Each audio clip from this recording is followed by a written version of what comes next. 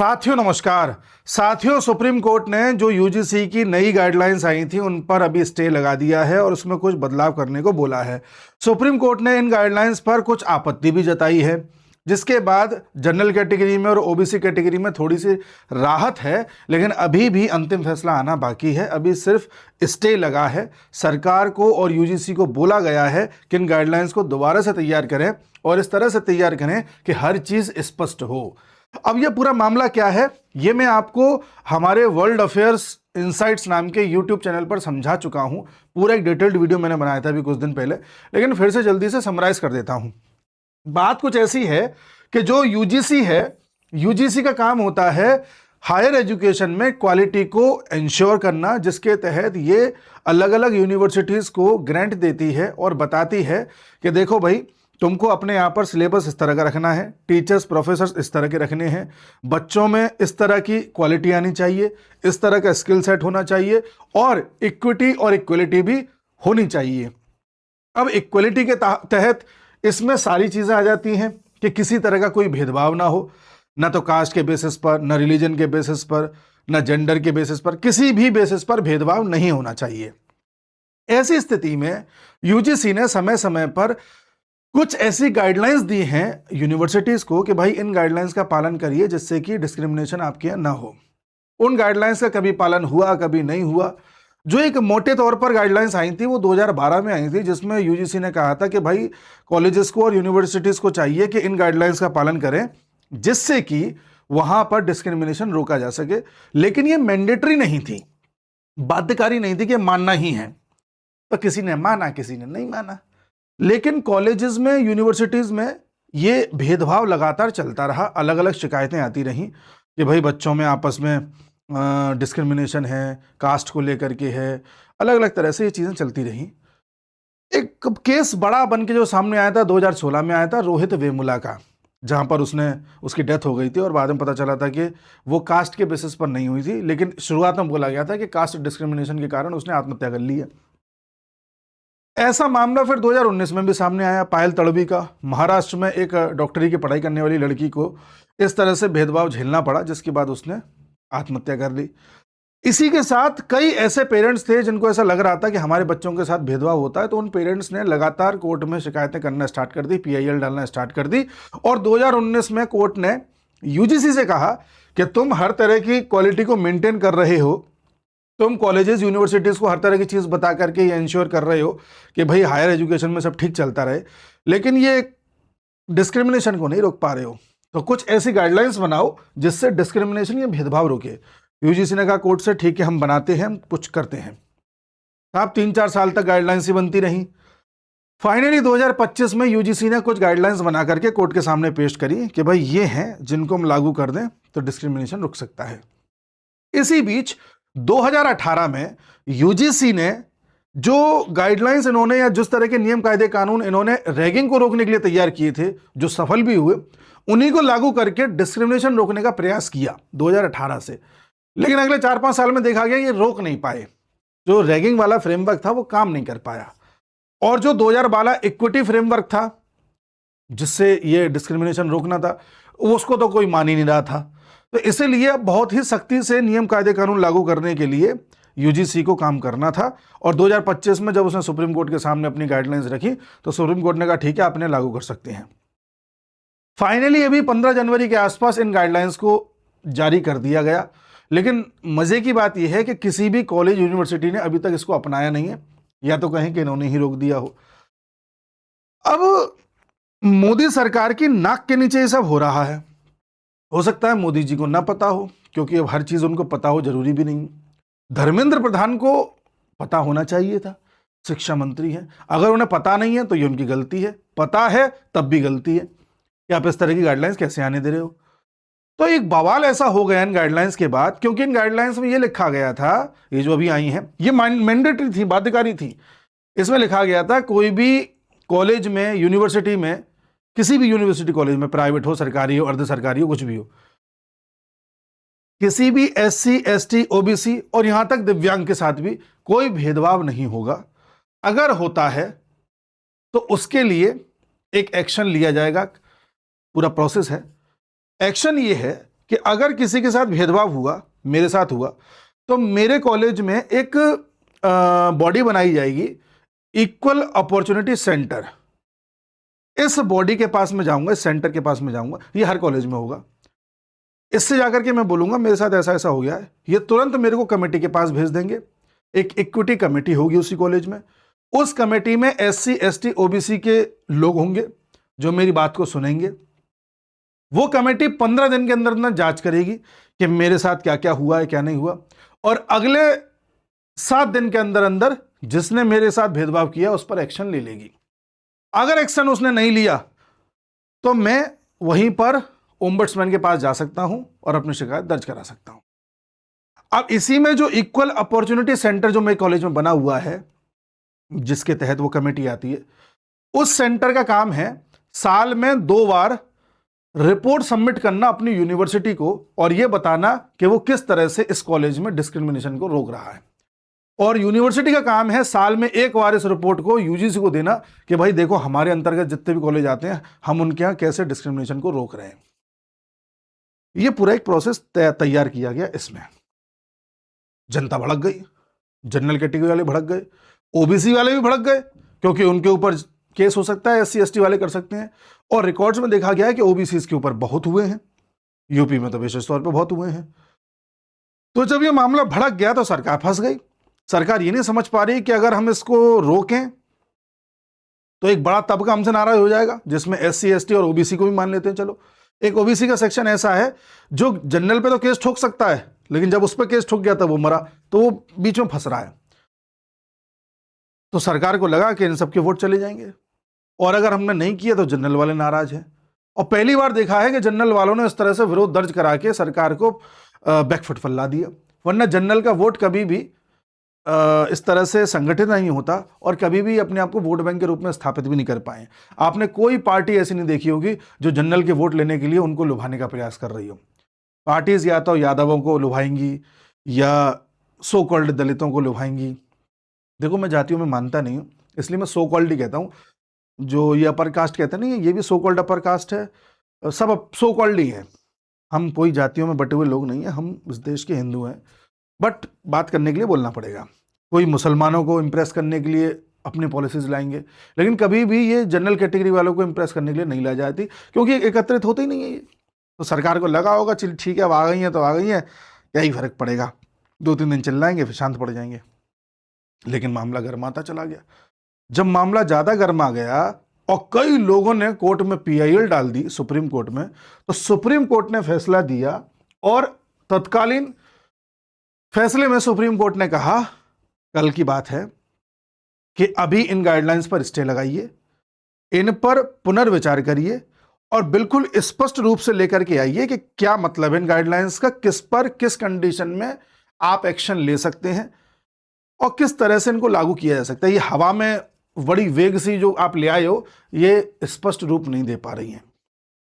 Supreme court ने सरकार से भी कहा, सुप्रीम कोर्ट ने UGC से भी कहा कि भाई काम करिए इस पर। सरकार को अब काम करना है, UGC को भी करना है। अब सुप्रीम कोर्ट को कुछ चीजों पर ऐतराज हुआ। वो चीजें क्या हैं, हम उस पर बात करते हैं। सुप्रीम कोर्ट ने यह कहा, देखो ये रोहित वेमुला है, ये पायल तड़वी है। सुप्रीम कोर्ट ने यह कहा कि भाई देखिए, जितने भी क्लॉजेज हैं उनमें सुप्रीम कोर्ट ने 4 बड़ी जो है आपत्तियां दर्ज कराई।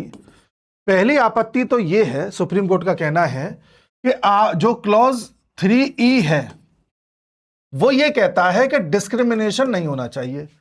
अब डिस्क्रिमिनेशन किसी भी बेसिस पे हो, कास्ट, जेंडर, ठीक है जी, आपका रिलीजन, रेस, किसी भी तरह का कोई डिस्क्रिमिनेशन होता है तो इस डिस्क्रिमिनेशन वर्ड को क्लॉज 3E में रखा गया है। तो सुप्रीम कोर्ट ने आपत्ति जताते हुए UGC से कहा कि जब डिस्क्रिमिनेशन इसमें शामिल किया जा चुका है तो आप अलग से 3C क्यों लेकर के आए हो, जिसमें एक बात और कही गई है, caste based discrimination. Caste based discrimination only किसके लिए, SC ST OBC के लिए। तो सुप्रीम कोर्ट यही कह रहा है कि UGC भाई एक बात बताओ, जब इसमें सब तरह के डिस्क्रिमिनेशन आ रहे हैं, उसके बावजूद अलग से क्लॉज लेकर के आ रहे हो और कह रहे हो कास्ट बेस्ड डिस्क्रिमिनेशन, और उसमें ओनली शब्द भी लगा रहे हो कि ओनली ये 3। इस ओनली शब्द से भी सुप्रीम कोर्ट को आपत्ति है। सुप्रीम कोर्ट ने कहा कि जनरल कैटेगरी के खिलाफ भी तो कास्ट के बेसिस पर भेदभाव हो सकता है, आर्टिकल 14 को वायलेट कर रहा है, क्यों नहीं हो सकता?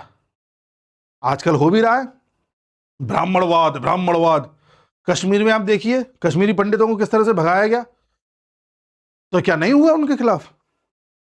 तो सुप्रीम कोर्ट यही कह रही है कि जब एक चीज यहां कवर हो रही है तो आप अलग से एक लेके आ रहे हो, ओनली लिख रहे हो, तो मंशा पर सवाल उठता है। पहला सुप्रीम कोर्ट को आपत्ति ये है, आप समझ गए। दूसरी आपत्ति सुप्रीम कोर्ट को जो है वो ये है कि आप जब कास्ट बेस्ड डिस्क्रिमिनेशन की बात कर रहे हो, आपने कहा ठीक है साहब, किसी एससी को परेशान किया गया, ऐसा भी तो हो सकता है कि एक एससी दूसरे एससी को परेशान कर दे, क्योंकि किसी एक कास्ट में भी सब कास्ट होती हैं। भाई मान लो कोई पंडित है, मान लो मैं पंडित हूं, अब मैं अपने आप को बड़ा पंडित मान रहा हूं, कोई दूसरा आदमी वो भी पंडित है, मैं उसे छोटा पंडित मान रहा हूं, तो इसके बेसिस पे भी तो मैं उसे नीचा दिखा सकता हूं। सुप्रीम कोर्ट ये भी कह रही है कि कास्ट के अंदर भी जो कास्ट होती है उसमें भी भेदभाव होगा, तो उसका तो कोई यहां पर जिक्र ही नहीं है।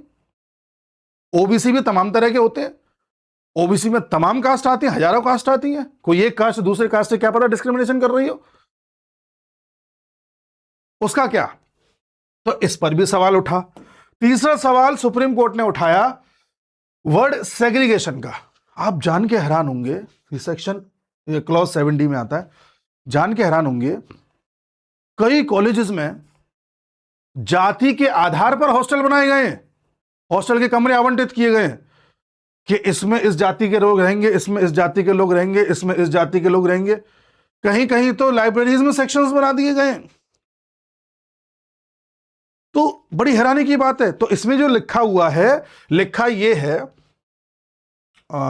रेगुलेशंस में कि जब भी आप जाति के आधार पर हॉस्टल, देखो मैं आपको चीजें दिखाता हूं, उसमें लिखी हुई है बकायदा, जब भी आप जाति के आधार पर हॉस्टल या किसी को कोई कमरा, कोई क्लासरूम, कोई बेड या मेस में जगह, लाइब्रेरी में जगह आवंटित कर रहे हो, तो उस आवंटन में ट्रांसपेरेंसी होनी चाहिए।